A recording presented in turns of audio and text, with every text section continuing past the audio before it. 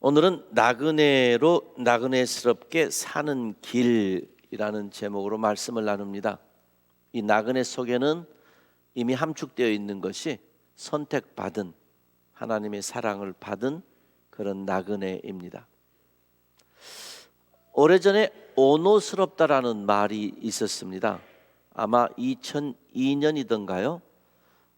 스케이팅 하는데 우리 한국의 선수와 미국 선수가, 우리 눈에는 한국 선수가 분명히 이긴 것인데, 심판의 판정과 또 그 심판의 판정을 받아들이는 오노 선수의 자세가 좀 우리 마음에 들지 않았습니다. 그래서 한국의 그때 뭔가 불공정하게 된 결과를 취득해서 이렇게 못마땅하게 좀 뻐기는 듯한 그런 밉상스러운 그런 모습을 향해서 좀 오노스럽다, 그래서 좀 기분 나쁘게 받아들인 그런 단어로 쓴 일이 있었습니다. 뭐가 이렇게 스럽다 혹은 답다 하는 말은 그러한 성질이 들어있다 하는 뜻입니다.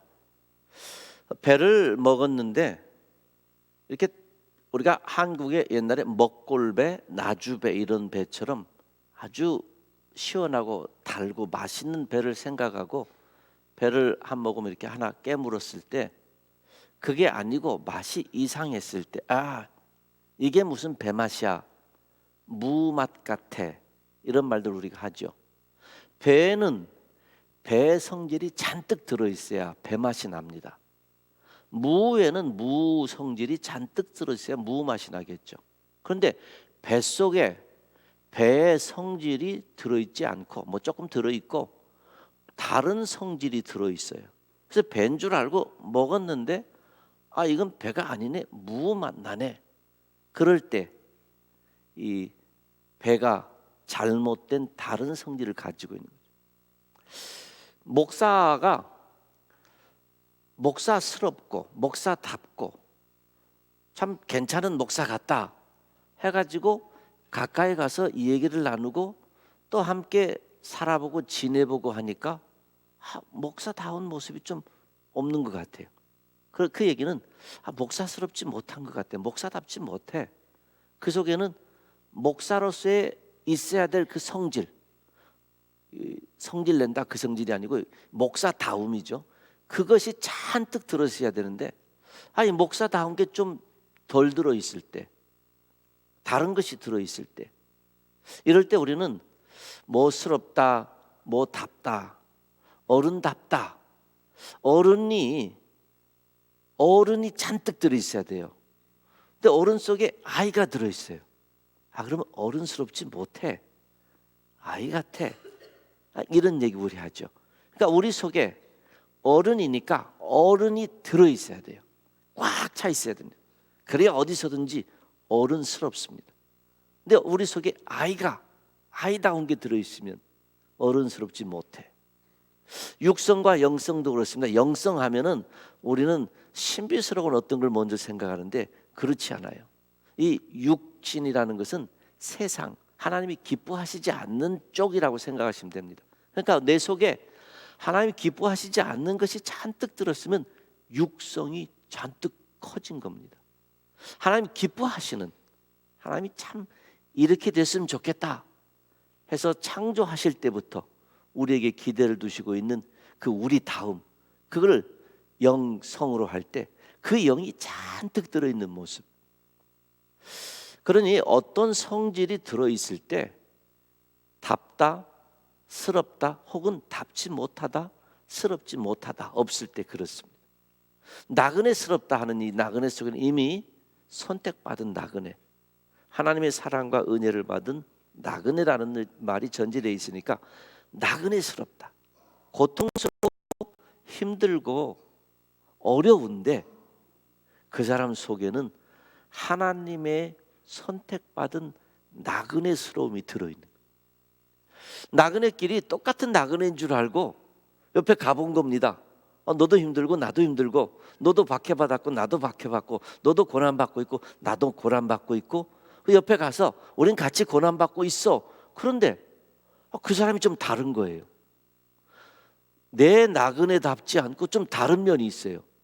그 사람은 하나님의 사랑받는 사람으로서 그런 나그네스러움, 그러니까 성도로서의 성도스러움, 성도다운 모습, 이게 있는 것을 오늘 우리가 주제로 삼아서 우리가 이 땅을 지나는 나그네인데 선택받은 나그네스러운 것, 육이 가득 찬 게 아니라 영이 가득 찬 사람, 배인데 무가 가득 찬 게 아니라 배의 성질이 가득 찬 사람, 하나님의 사랑받는 자녀이니까 하나님의 사람다운 성질이 가득 찬 사람. 베드로 사도가 그런 나그네스러운 사람이 되려면 이래야 된다라고 오늘 본문에 몇 가지 말씀해 주는데 그걸 한번 생각해 보겠습니다. 사랑하는 여러분, 나는 나그네와 거류민 같은 여러분에게 권합니다.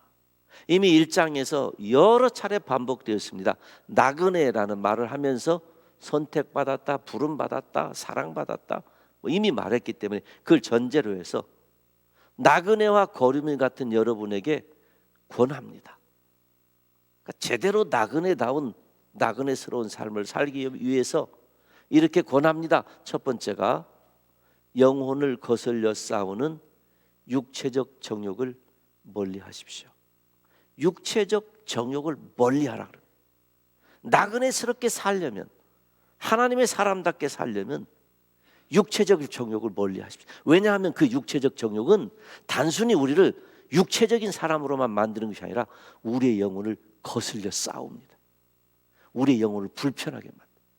내 속에 은혜 받아서 말씀 읽고 기도하는 중에, 그리고 깨어서 내 인생의 날수를 계수하면서 내 안에 하나님을 향한 사모하는 마음이 생기고 소망이 생겨서 내 속에 영성이 조금 커졌어요. 영성이 조금 늘어났어요.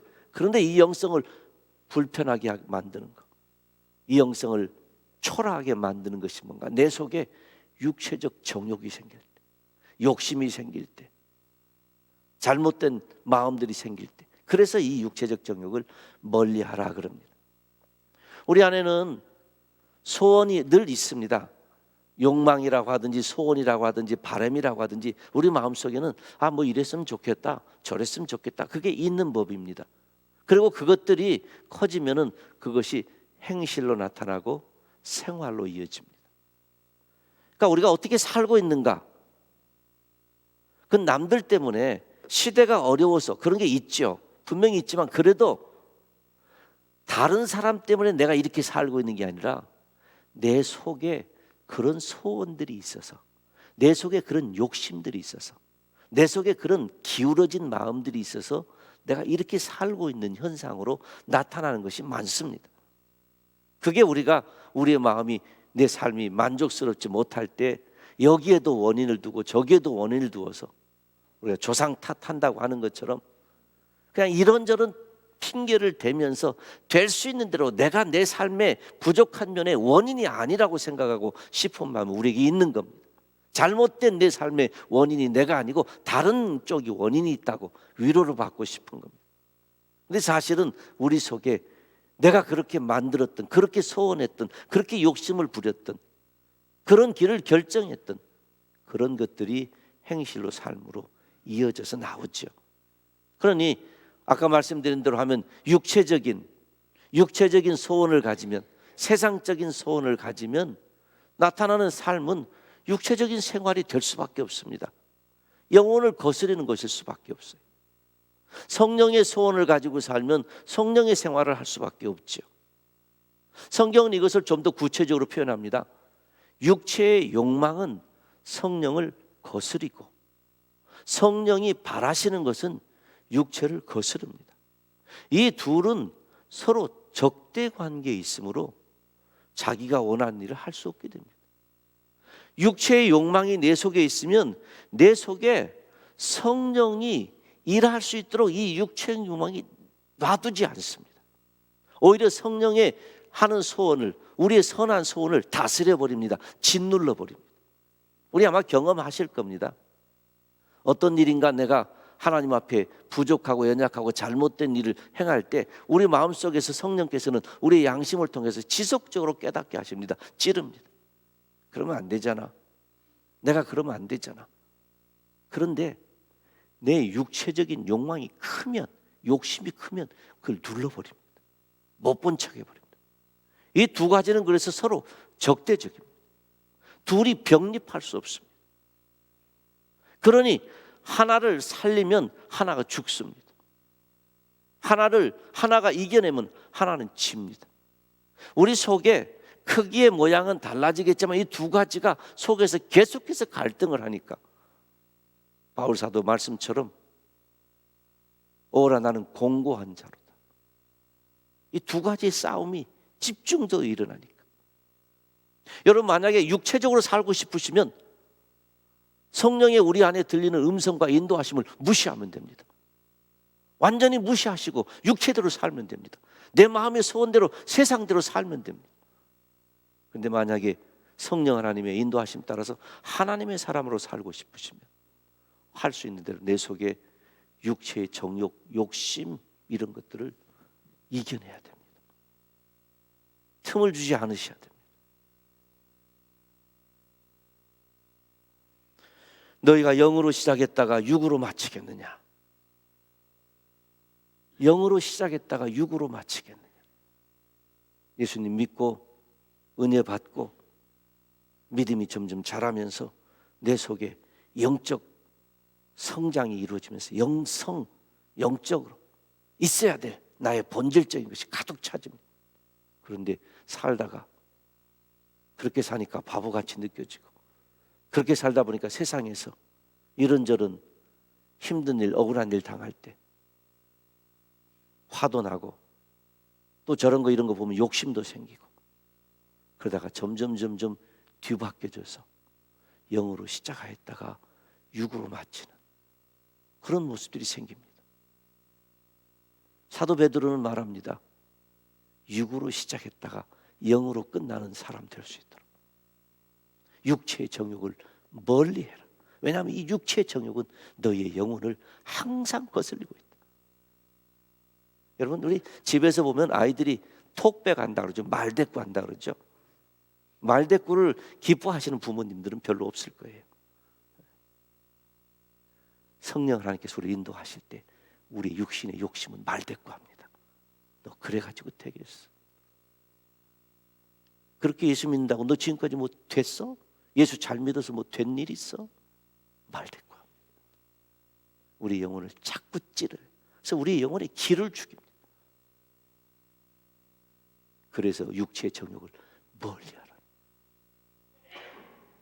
육체의 정욕, 육체의 행실은 갈라디아서에 보면 구체적으로 이렇게 표현합니다. 음행, 더러움, 방탕, 우상숭배, 마술, 원수매즘, 다툼, 시기, 분냄, 분쟁, 분열, 파당, 질투, 술취함, 흥청망청, 먹고 마시는 노름 그와 같은 것들입니다.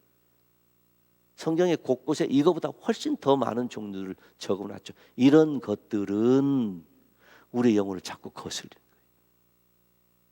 우리의 영혼을 피폐하게 만든. 이걸 내가 많이 하면 할수록 내 영혼은 점점 움츠러들고 소리도 못 내.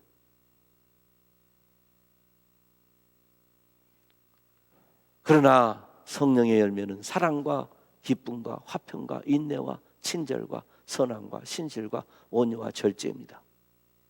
이거 외에도 성경에 가득 들어있는 성령 하나님으로 살아가면 주님 닮아가면 우리 속에 있는 것들 이게 커지면 이제는 육적인 아까 행실, 육적인 욕심들이 관심이 없어집니다. 그게 무의미하게 보이는 거예요. 술 취하고 흥청망청 먹고 마시고 옛날에는 그것이 그렇게 좋아서 그게 인생의 낙인 줄 알았는데 내 안에 주님의 기쁨으로 가득하고 주님의 복음이 주는 십자가의 화평이 평강이 내 속에 있고 그러면 그것들이 가치가 없어 보이고 관심이 없어집니다. 이 두 가지는 서로 대적하게 되는데 둘 다 우리 안에서 입을 열고 있다고 생각하시면 됩니다. 성령 하나님의 이 영성도 입을 열고 있고 육성도 입을 열고 있는데 우리가 어디에다가 먹이를 많이 주느냐에 따라서 우리가 그 사람 됩니다. 육적인 사람이 될 수 있고 영적인 사람이 될 수 있고 하나님의 사람으로 살 수 있고 이 땅에 세상적인 사람으로 살 수 있습니다. 여러분, 일하지 말고 돈 벌지 말고 그냥 날마다 성경만 읽고 살라는 거 아닙니다.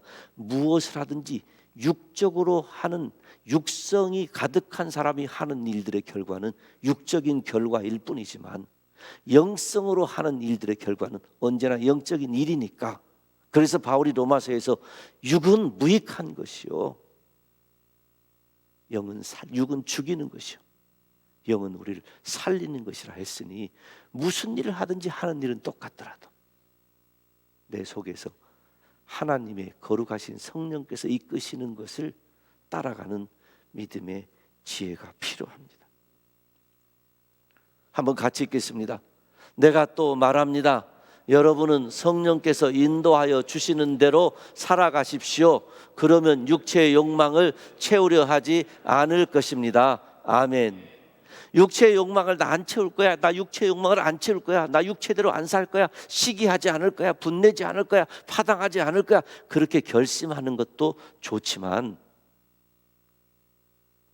성령께서 인도하신 대로 살아가면 그것들이 자연적으로 줄어들고 소멸된다, 그 말이에요.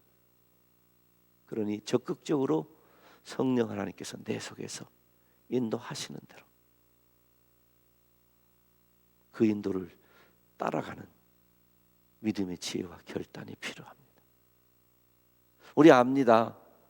내 안에서 성령 하나님께서 말씀해 주시는 것, 양심을 통해서, 기록된 말씀의 기억을 통해서, 다른 사람들과의 대화 속에서 나를 자극시키셔서 성령 하나님께서 깨닫게 하셔서 우리가 압니다.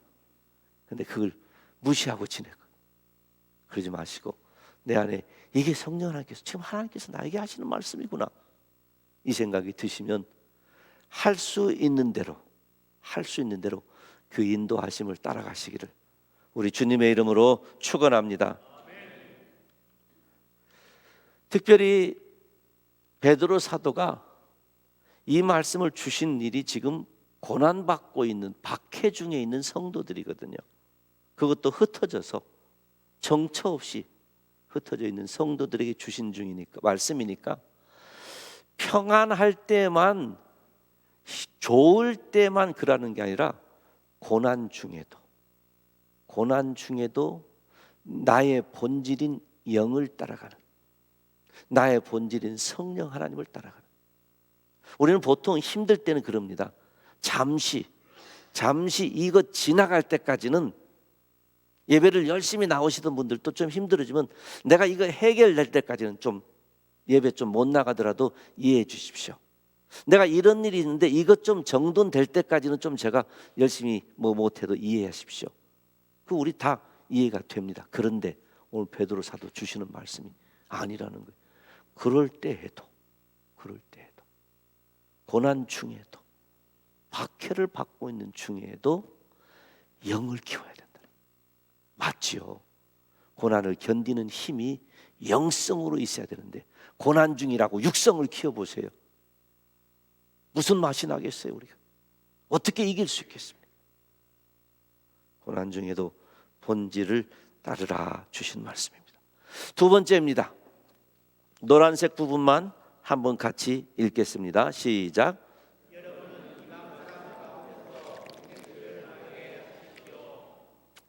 거슬러 싸우는, 영혼을 거슬러 싸우는 육체적 정욕을 멀리 하십시오. 그리고 두 번째로, 여러분은 이방 사람 가운데서 행실을 바르게 하십시오. 여러분, 육정을 멀리 하는 것과 행실을 바르게 하는 것은 짝입니다. 두 가지는 서로 호환돼서 한 짝을 이루고 있습니다. 육정을 멀리 한 다음에는 반드시 행실을 바르게 해야 되고, 행실을 바르게 하기 위해서는 육정을 멀리 해야 됩니다.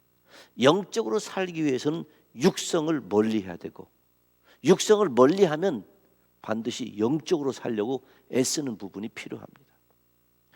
우리가 다음 쯤에 본문이 되겠는데요, 베드로전서 2장 24절에 그는, 즉 예수님은 우리 죄를 자기 몸에 몸소 지시고, 구약시대의 어린 양처럼, 죄를 짊어지고 가는 어린 양처럼 우리의 죄를 자기 몸에 친히 짊어지시고 나무에 달려 돌아가셨습니다.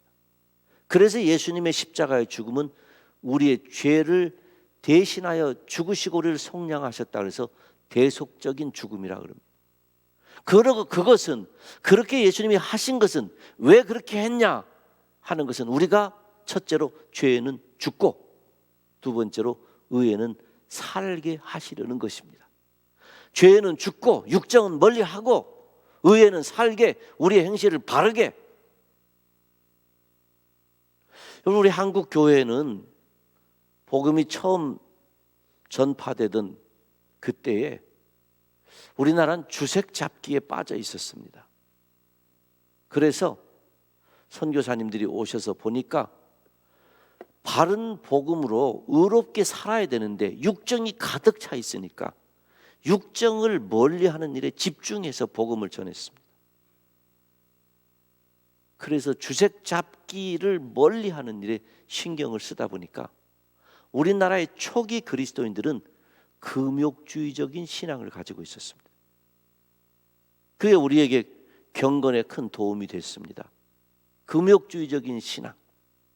그래서 분명히 주색잡기 속에 빠져있는 사람과 금욕주의적인 신앙을 가진 사람들이 분명히 구분이 되어서 사회 속에서 예수 믿는 사람은 야 저렇구나 달랐습니다. 그런데 금욕주의적인 쪽에만 신경을 쓰다 보니까 즉 죄에는 죽고 이쪽에 신경만 쓰다 보니까 의롭게 사는 일에 좀 약해졌습니다. 그래서 그 의롭게 살지 못한 일들이 나중에는 이제 사회가 물질적으로 발전되고 막 국가가 달라지고 하면서 모두가 다 잘 살자, 경제적으로 잘 살자 하니까 죄에 죽었던 사람들이 의에는 살지 못하고 다 몰려가서 경제적으로 잘 사는 길에 목숨 걸다 보니까 육정은 멀리하는 일에 그래도 좀 됐는데 행실을 바르게 하는 일에는 앞서지 못했습니다. 옛날 우리들의 선조는 믿지 않는 사람들과 크게 구분이 됐었는데 오늘 우리는 믿지 않는 사람들과 크게 구분이 잘 안 되는 그런 길을 걷고 있다고 우리가 평가들을 하고 있습니다.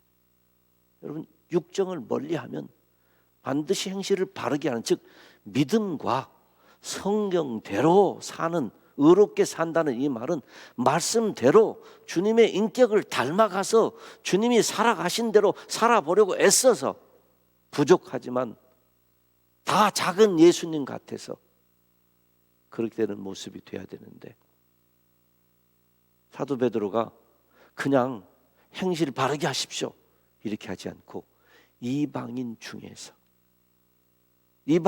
행실 바르게 하라 그랬어요. 우리끼리 있을 때는 물론이고 이방인들 앞에 설 때 예수님을 모르는 사람 앞에 설 때 그들과 같이 살아도 그들이 우리가 누군지 모르는 그때에도 그들과 같이 살지 말고 그때에도 예수님의 모습으로 살아. 여러분 예수님은 교회 속의 예수님만이 아니잖아요. 온 세상 속의 예수님이잖아요. 그렇다면 예수 믿는 그리스도인들도 교회 속의 그리스도인들만이 아니라 온 세상 속에서 그리스도인이어야 되는 거죠. 온 세상 속에서 그리스도에게 속한 것이 증명이 되고 온 세상 속에서 그리스도인 닮아가는 게 그래도 조금 표현이 돼야 되잖아요. 그래서 이방인 속에서 행실을 바르게 하라 베드로 사도가 말씀해 줍니다. 왜냐하면 이 디아스포라 유대인들 이 믿음의 성도들이 지금 다 흩어져 있는데 외국 땅에 흩어져 있단 말이에요. 나그네와 거류면 행인 같다 그랬잖아요. 그들 속에서 행실을 바르게 하라. 한국에서 예비군 훈련을 받으면 예비군 훈련 받기 전에 목사님이었든 선생님이었든 사장님이었든지 상관없이 예비군분만 입혀놓으면 다 똑같다는 말이 있거든요. 내 고향 땅에서, 내가 사는 땅에서는 경건하게 살던 사람도 먼 곳에 가면 마음이 흩어진다는 말들이 있습니다. 그래서 출장 다니시는 분들, 매우 출장 다닐 때 많은 유혹들을 이겨내야 되는 것들이 있습니다.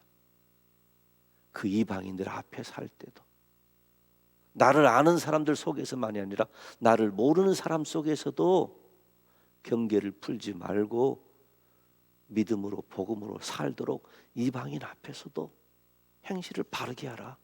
이게 이 세상에서 하나님 사람답게 나그네스럽게 선택받은 하나님의 자녀답게 사는 길이라고 가르쳐 주고 있습니다. 그런데 그때 그 이방인이 어떤 이방인입니까? 베드로 사도에 지금 이 편지 받는 이방인들은 자기를 힘들게 하는, 박해하는 자들이에요. 자기를 박해하는 그 이방인 앞에서조차도 그러라는 겁니다. 누가 우리의 모델입니까? 십자가에 달리신 우리 구주 예수님. 십자가에 달리셔서 돌아가시는 순간에도 자기를 죽이는 사람들을 향하여 기도하셨습니다. 여러분, 예수님은 십자가에서도 예수님다우셨습니다. 죽어가는 고통 속에서도 예수님다우셨습니다.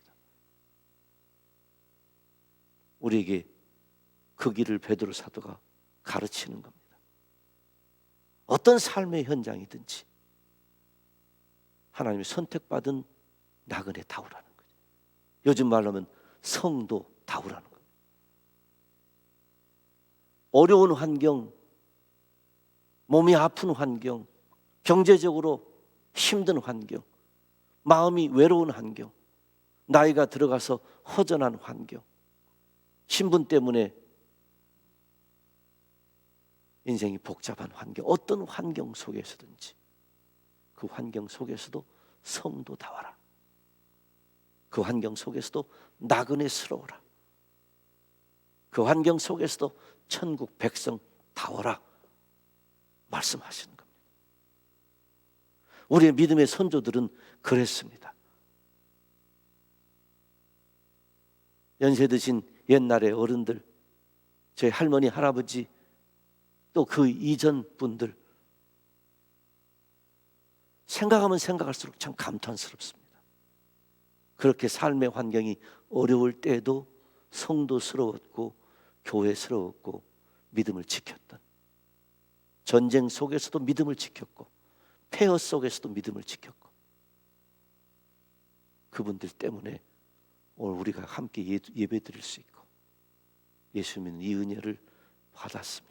이제는 우리 몫인데, 지금 현재 우리의 삶의 환경은 너무나 편안한 환경입니다. 각자 어려움이 있다고 해도 전쟁을 겪고 있는 사람, 기근을 겪고 있는 사람들에 비하면 우린 양반이죠. 그래도 어려운 건 맞습니다. 그러나 어떤 환경에서도 이방인 앞에 설 때에도 행실을 바르게 하라 하신 그 베드로 사도의 말씀 붙잡고 어떤 환경에서도 믿음을 지키고 어떤 환경에서도 신앙의 기계를 지키겠다, 그 마음의 결심이 있으면 좋겠습니다. 조선시대 사극 같은 거 보면 그런 거 있죠. 적군, 적장 앞에 붙잡힌 장군, 내 나라 장군이든지 남의 나라 장군이든지 장군들은 적장 앞에서도 큰 소리 치잖아요. 죽음을 두려워하지 않잖아요. 그런 기계, 그런 신앙의 기계가 우리의 있기를 소원하는 거죠. 그래서 어려움 겪고 있는 자들에게 베드로 사도가 그런 얘기를 합니다.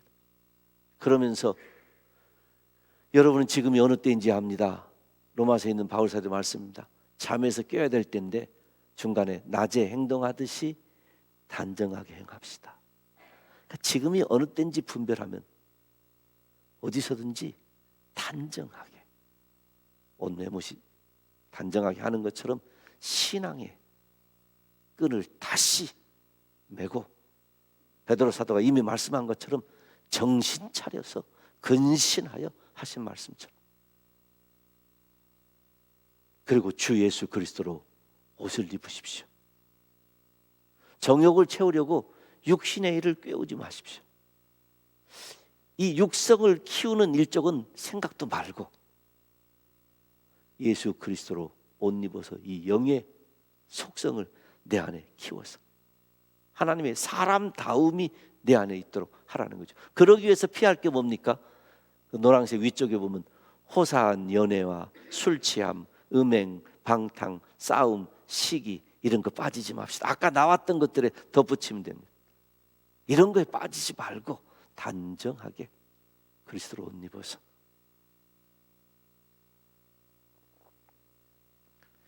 부디 어떤 환경 속에서도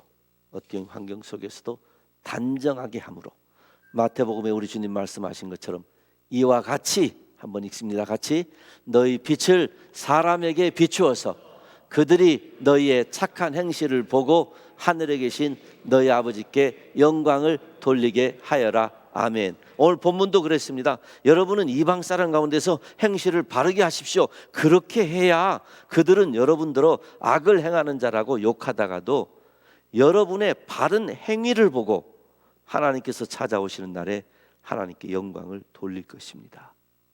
여러분의 믿음을 보고 이게 아니고, 예수 안 믿는 사람들은 우리의 믿음을 보고 평가하지 않습니다.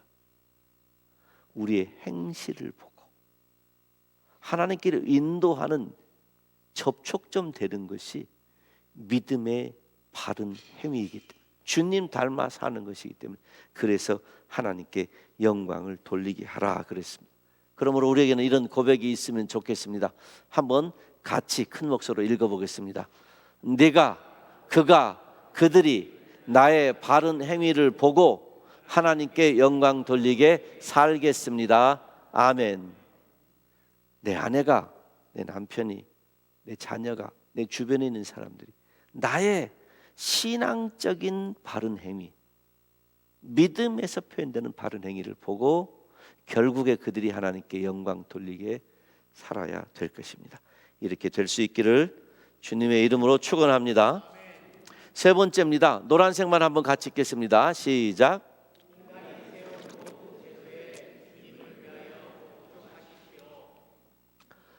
저는 이 본문이 이해가 안 됩니다. 이 흐름상으로 보면 일견. 아니 지금 박해받고 고난받고 있는 백성들에게 위로하고 격려하고 신앙으로 살라고 주는 말씀이니까 이런 말씀은 할 수 있죠. 아까 드린 것처럼 야, 아무리 힘들고 아무리 어려워도 육체적인 길 가면 되지 않다. 세상 길 가면 되지 않다. 우리 영성의 길 가자, 성령의 길 가자. 그런 말씀 할 수 있어요. 그런데 지금 뜬금없이 인간에 세운 모든 제도에 주님 위해서 복종하십시오. 그 뒤에 보면 주권자, 총독 이런 사람들에게 복종하십시오. 그 사람들은 이런 펑션을 가지고 있습니다. 갑자기 이런 얘기를 하는 거예요. 아니 좀 박해를 피하고 좀 이제 편안하게 됐을 때 이런 거 저런 거 가르치다가 그런데 우리에게는 성경에 보니까 5가지 권위가 있다. 국가의 지도자가, 교회의 지도자가, 부모가, 또 남편이, 직장의 상전이, 이런 우리의 권위가 있는데, 헤드십이 있는데, 자 우리가 이 헤드십에 잘 순종해서 살자. 편안할 때 가르쳐도 되는 얘기잖아요. 여기는 지금 인간에 세운 제도에서 주권자, 왕 이런 얘기만 나왔지만 고통받고 있는, 고난받고 있는 성도에게 남편에게 순종해야 됩니다. 이런 편지를 쓴다면 그 편지를 받는 사람이 지금 내가 어떤 형편인데 남편 얘기하세요 이러지 않겠습니까? 좀 뜬금없는 말씀 같아요. 그런데 이 본문의 핵심은 주님을 위하여입니다. 주님을 위하여, 혹은 주님 때문에, 주님 때문에, 왕 때문에, 나 때문에, 너 때문에가 아니고 주님 때문에. 지금 시츄에이션이 왕의 시츄에이션이든, 아니면은 가정의 부모와 자녀 시츄에이션이든, 아니면 직장의 상전과 종의 시츄에이션이든, 성경에서 말하라고 하는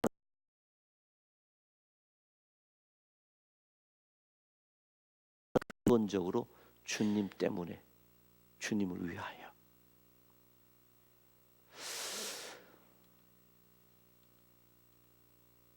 로마서 13장에 앞에서 똑같은 이야기인 권세자 이야기를 하다가 같은 이유로 여러분은 또한 조세를 바칩니다.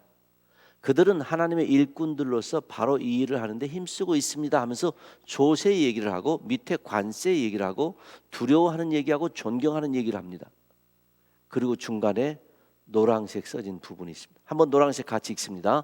여러분은 모든 사람에게 의무를 다하십시오.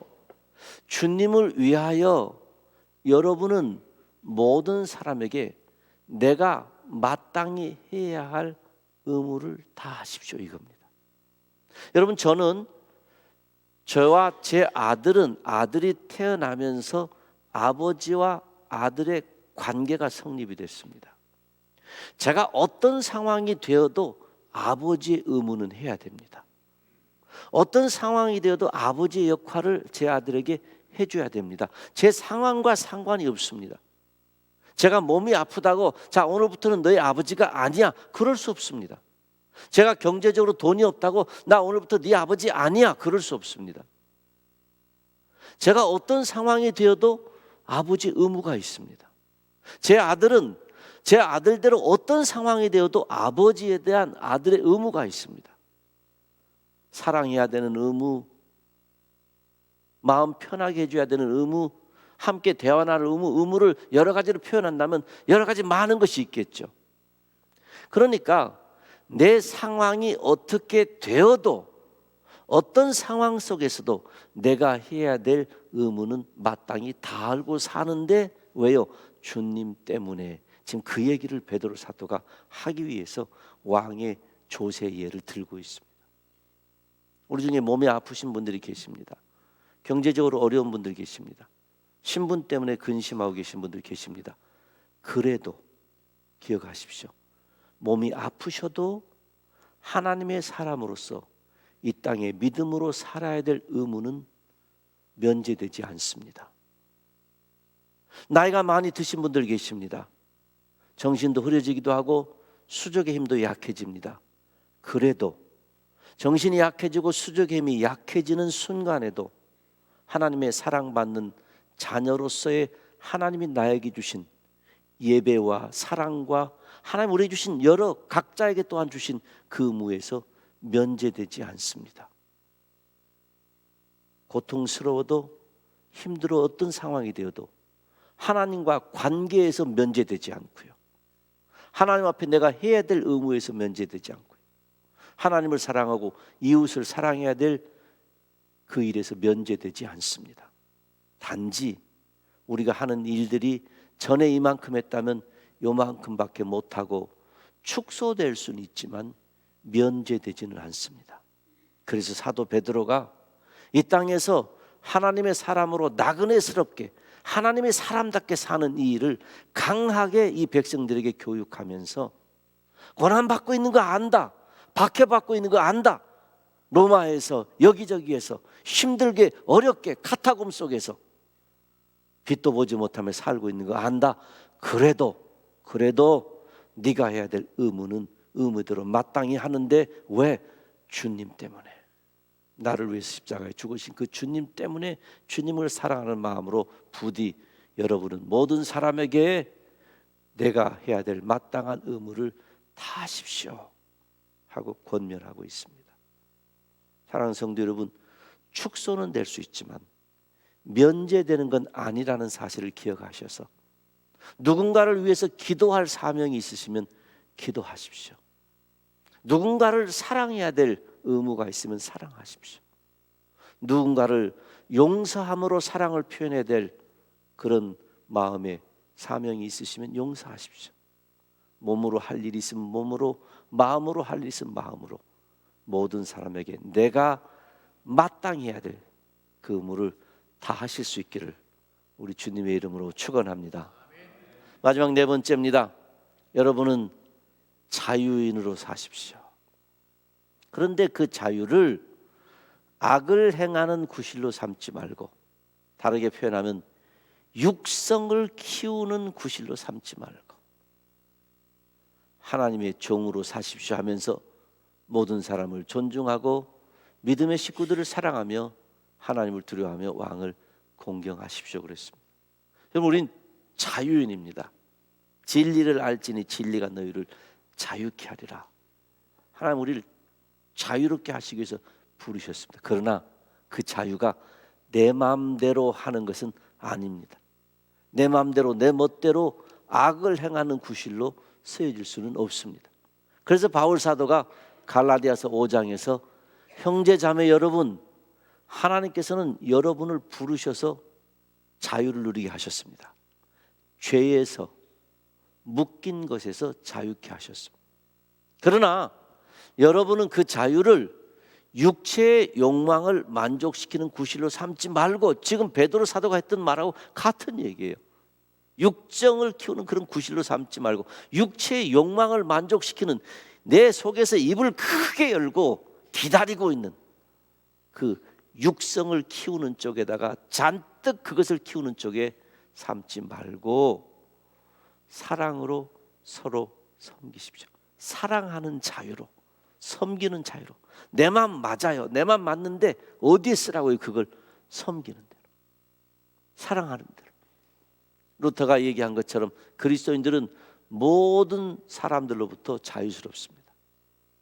그러나 그리스도인들은 모든 사람들의 종들이 되는 자유함이 있습니다. 모든 사람들로부터 자유롭지만 모든 사람들의 종들이 되는, 뭡니까? 사랑으로 섬기는. 우리는 그래서 섬기는 자유가 있습니다. 사랑하는 자유가 있어요. 그 섬기고 사랑하는 자유를 마음껏 쓰시면 우리의 무엇이 속에 성장합니까? 영성이. 하나님이 세상을 이처럼 사랑하사 독생자를 주셨으니, 하나님께서 사랑하셔서 독생자를 주신 것처럼 우리가 속에 그 닮은 사랑이 우리에게 있으면 우리가 우리를 주게 됩니다. 내가 남에게 나를 주는 자유함을 그래서 섬겨서, 그것이 우리를 하여금 더욱더 속을, 내 영성을 강화시키게 됩니다. 그러므로 자유에는 두 가지 자유가 있다고 하면 내 마음대로 하는 자유, 이거 아니고 사랑으로 섬기는 자유. 내 마음대로 하는 게 편하긴 편합니다. 많은 분들이 혼자 있을 때가 편하다고 합니다. 식구끼리도 아내나 남편이 잠시 어디 갔다 가게 되면 너무 오래 있으면 힘들겠지만 잠시 어디 가면은 혼자 있을 때 편하다 그래요.